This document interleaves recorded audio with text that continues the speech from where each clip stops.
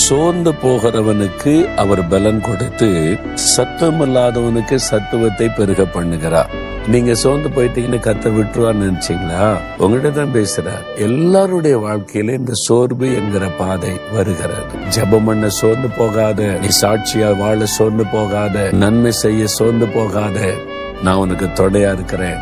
இன்றைக்கு உங்களை பலப்படுத்தி கொண்டிருக்கிறார். எழும்பு, எனக்கு நீ வச்சிருக்கிற ஆசீர்வாதத்தை ஒருத்தரும் தடுக்க முடியாது, பயப்படாதுன்னு சொல்லுங்க. விசுவாசிக்கிறீங்களா? அப்படியே சொல்லுங்க. ஆண்டவரே, சோர்ந்து போன என்னை பலப்படுத்துகிற தேவனுக்கு ஸ்தோத்திரம், என்னை உற்சாகப்படுத்துகிற ஆண்டவருக்கு ஸ்தோத்திரம்.